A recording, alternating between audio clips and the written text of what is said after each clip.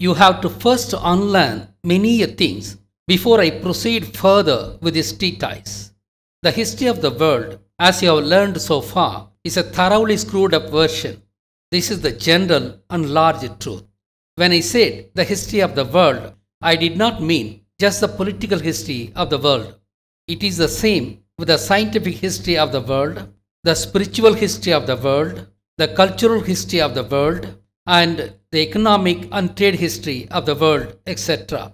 I shall give an example. You have been taught that copper was the first metal extracted by man. No, it's wrong and completely wrong. It was gold as it is available in elemental form, followed much later by iron, which was extracted by the smelting process. Nearly 20,000 years ago, iron was extracted by Shiva, the Lemurian leader, who later became God. Haven't you seen the Poseidon kind of movies, where he appears with an iron trident? Yes, Poseidon, the Shiva, was the first smelter of iron. He published this process of extraction as Rig Veda. But the Rig Veda of today doesn't have any mention of it. Yes, just like the four Vedas were screwed up, the entire history of mankind was screwed up by the Brahmins, who are the Jews of India. Kindly watch my video titled Earth-Shaking Facts on the Four Vedas. We are now talking about the history of chess. Recently, Chess Olympiad 44 was conducted at Mahamallapuram in Chennai, Tamil Nadu, India. In his inaugural speech during the opening ceremony, the Prime Minister of India stated that chess originated in Tamil Nadu, and that was the reason that the first international game of chess in India was being hosted in Tamil Nadu. He also stated that Tamil is the first language of humanity. These stunning revelations by the government of India are very unlikely. For all these years, the government of India maintained that Sanskrit is the mother of Tamil, and that the official idea on the origin of chess was Gupta dynasty of 7th century, which means that chess originated in North India. These being the long-held official stance, what was the reason for their somersault? Whatever the reason for their somersault be, we are glad that the government of India ultimately realized the truth that Tamil is the first language and chess originated in Tamil land. Owing to this realization and revelation by the government of India, my job is made easier. Yes, chess originated in Tamil land and was screwed up by the Gupta dynasty during the 7th century, and hence this game came into the possession of the Brahmins. Yes, we have to unlearn the long-held dogma that it originated in Gupta period in North India and learn the factual truth that it actually originated in ancient Tamil land. Chess is a war game. That means the invention of this game should have been inspired by a great war that happened in Tamil land. The archaeological discovery of the existence of the game in Indus Valley civilization and the Kizhadi excavations near Madurai suggest that this game should have originated some 3000 years ago. This nominates 3 candidates for the war that inspired the invention of chess. They are Sura Samharam, Ramayanam, and Mahabarath wars. Sura Samharam was the war that God Murugan waged in Lanka 10,000 years ago to pave the way for agriculture as a pioneering effort. Ramayanam was the war that happened about 7,500 years ago between Rama, the Khazarian Jew, and Ravana, the Lankan king of the Indian subcontinent. Mahabharata was the war that happened about 5,000 years ago between Krishna of southern Tamil land and Saguni, the Khazarian Jew, who came and settled in Kollam region. Of the 3, which of these wars inspired the invention of chess? How to know it? These were very ancient wars. All the ancient records of Tamil's history were forcefully confiscated by Parasuram during the 3rd century when he invaded Tamil land from Udupi, who unleashed terror in Tamil land. Hence, Tamils don't have any record of their past. Having forcefully confiscated all the ancient records from Tamils, The Brahmins then presented a completely fake picture of the Tamils' past. Hence, unless the Brahmins tell the true history, we have very little means of learning our past. Have the Brahmins ever told our true history? Yes. In all the narrations of various fake Puranic stories, they have actually encoded the respective true history too. That is their unmistakable style. If you know how to decode them, you shall deduce your true history. I would give a simple example. They have given the clue to the actual Ramayana through a small story on Hanuman. Yes, there is a short story on how camel became the mount of Hanuman. We know that Hanuman himself was a mount of Rama. Then how come the camel became the mount of Hanuman? Surprised? Yes, the mount of Hanuman is camel.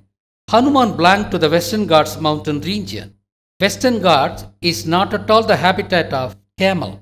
The habitat of camel is the desert region. Then how did the camel become the mount of Hanuman? Contrary to the fake Sanskrit Ramayana, which depicts that Rama won the war, Rama actually lost the war and got killed in the Pak Strait called Sethu Samudram.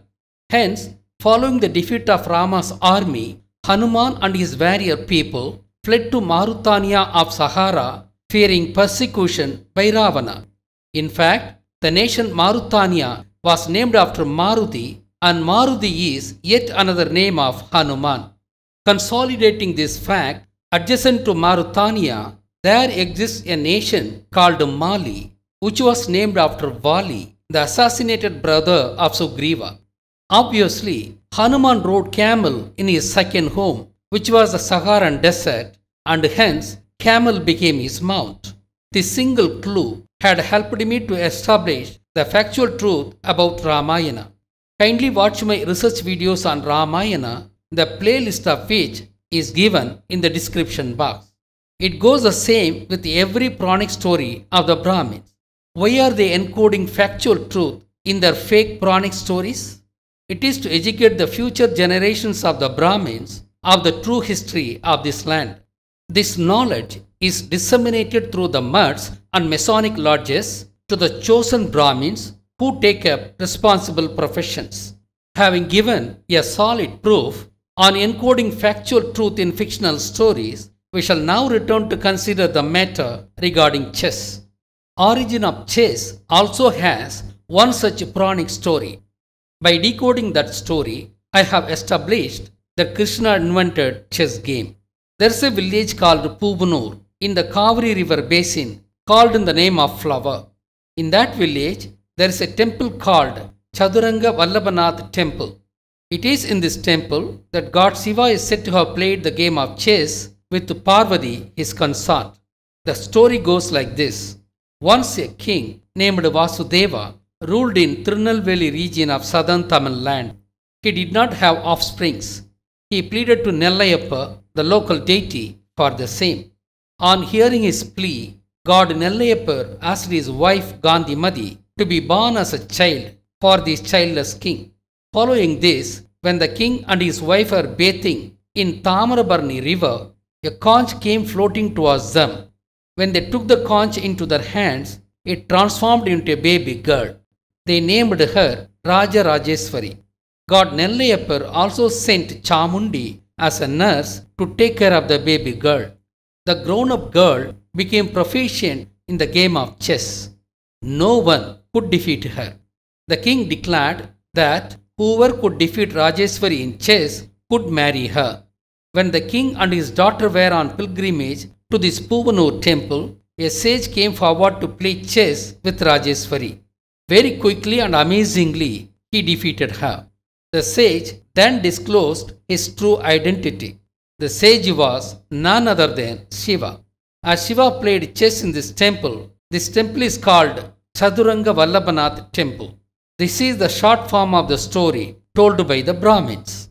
Chaduranga means chess and Vallabhanath means valiant leader. The key points in the story are 1. The girl came in the form of a conch and later turned into a baby. 2. God sent goddess Chamundi as a nurse for the baby. These two critical points were added to help correct decoding of this story. We shall now carry out the decoding task. Who was the king Vasudeva actually? Vasudeva means the lord of the cows, and hence it points to Krishna. The childless Krishna pleaded to Nellayappa to grant him an offspring. Who is Nellayappa actually? When I speak about Nellayappa temple, I have to reveal a general secret. Most of the stone temples of Tamil Nadu, while they appear to have been built for gods like Shiva, Murugan, Krishna, Vishnu, Kali, Lakshmi, Meenakshi, etc., they have actually been built respectively for the forefathers of the Brahmins. I have stumbled upon this great discovery during the past 3 years of my research. These temples were built with Tamil's money and by Tamil artisans, but with the nefarious conspiracy housing the forefathers of the Brahmins, thus cheating the Tamils very badly. Who were the forefathers of Brahmins? Rama and Lakshmana of Ramayana, Saguni and Gandhari of Mahabarath, Parasuram and Durga of Kalabra invasion, and also Jnana Sambandha, Adi Shankara, Moses, Chanakya, Ramanuja, and Purandaradasa, etc. The list shall include Abraham and Sarah too, who are portrayed as Brahma and Saraswati respectively. It shall also include the stooges of the Brahmins like Dhritarashtra of Mahabharata and Hanuman of Ramayana. Having said that, Nellayappa temple too has been built to house Dhritarashtra, Saguni and Gandhari of Mahabharata in the guise of housing Shiva, Vishnu and Parvati respectively. The main temple has two sanctum sanctorums. One is for Dhritarashtra manifesting as Sivalingam and the other is for Saguni manifesting as Vishnu. Narasimha Avatar is actually Saguni, who is said to be an incarnation of Vishnu. The goddess Gandhari is housed in a separate temple and is called Gandhimati, who manifests in the guise of Parvati. With this introduction, we shall decode their story of chess. The childless Vasudeva, that is Krishna, pleaded to Nellayappa to grant a child. As said already, Nellayappa represent both Dhritarashtra and Saguni, the duo who represent the Gemini zodiac. But in this current case, we should consider Nellayappa only as Saguni. Following the grant, Gandhari first appears as conch and then turns into a girl baby. The conch here represent war trumpet and hence Saguni. That is why I said that Nellayappa in this case should be considered as Saguni, not as Dhritarashtra. Saguni and his wife Gandhari are the Jews from the Kasar region, and Saguni got his wife Gandhari married to Dhritarashtra, stating that she was his sister as an exchange for iron smelting factory that Dhritarashtra owned. It was an exchange deal. Thus, the baby girl is Gandhari herself, whose husband was Saguni, and to express this connection only, she came as a conch initially. This baby girl is said to have learnt chess when she grew up. As no one is mentioned as a teacher for the same, it implies that Krishna, the foster father of the girl, should have taught this game to the baby girl. It is to facilitate this understanding that Chamundi came as a nursing mother. You shall understand this very soon. Kindly remember that Chamundi is another name for Durga. Before proceeding further, I have to make a thing very clear. The chess as we know it today is not the original version. The original version was modified by the Brahmins to include Parasuram and Durga in the game. Parasuram was introduced as a horse and Durga was introduced as a queen. While Durga was an addition to the existing characters of the game, Parasuram was a replacement for some other original character. Does the story say as to who modified the game? The story doesn't say it explicitly, but it is implied through Chamundi character. The Chamundi character was introduced to imply two facts. One such fact is to suggest on who modified the game, and by the very same token to also suggest on who invented the game originally. We have to understand it as follows. It was Father Krishna who invented and taught the chess game to Rajeswari, considered himself as a king in the game. It was Chamundi, the foster mother, who modified the game later, introducing herself as a queen in the game. That is, we are supposed to understand that father created it and mother modified it.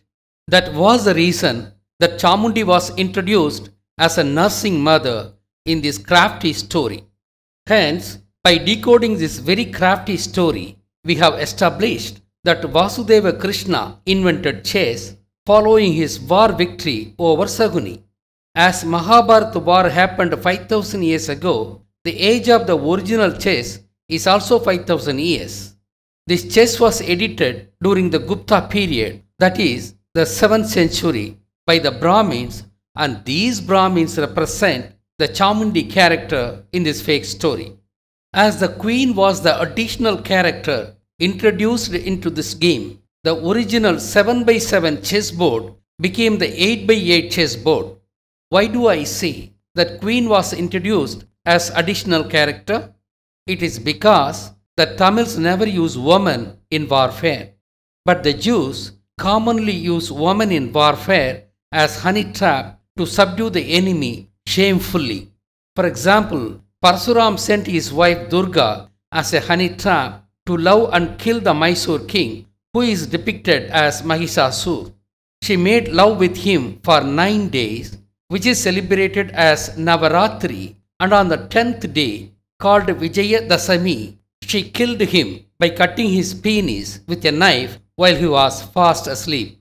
The brass statue that you are seeing now is self-explanatory. She is openly brandishing the penis that she had cut out of the Mysore king.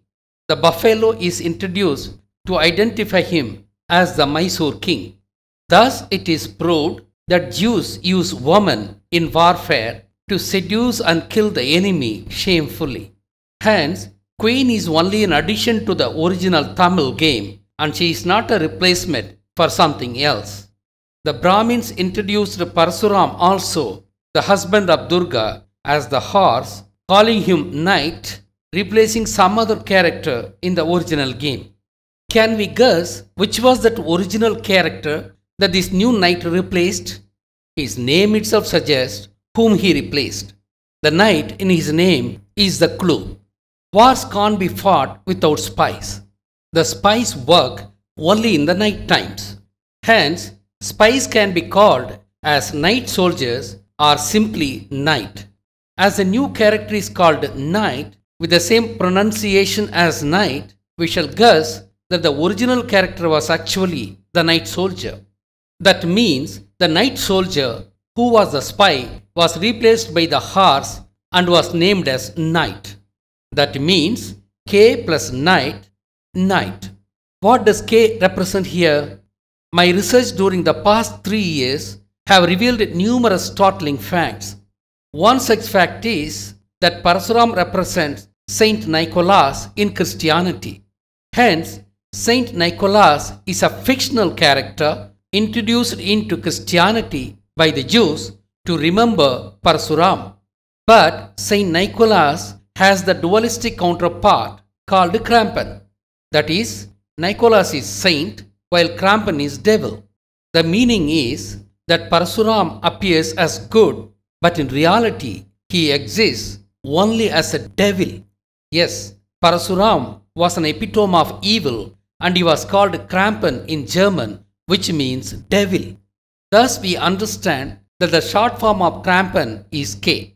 Having understood the etymological origin of the name knight, we now have to understand why he is represented as a horse. Dhanvantri is actually the Kurma avatar as he came through the seas from Israel to settle in Tamil land during the 2nd century. Dhanvantri's son was Parasuram. As Parsuram's ancestral homeland was Israel, this fact is secretly represented by the horse, which is a desert animal. That is why Hayagriva, the horse-headed man, represents Parsuram. How did the name Hayagriva originate? The Western Ghats mountain range, lying close to the Arabian Sea, is called Parshurama Kshetram, as we all know. Ayam means sea. Giri means mountain range. Ayam plus Giri, Ayagiri, Hayagiri, Hayagriva.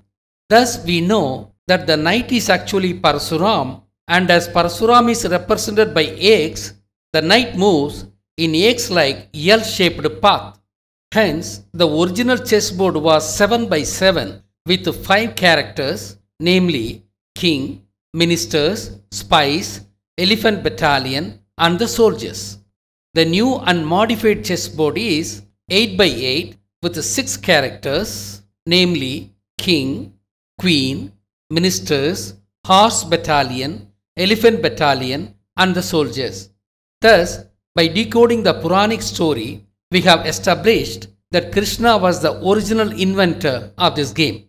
There is much more info in the story itself to prove that this Vasudev is actually Krishna.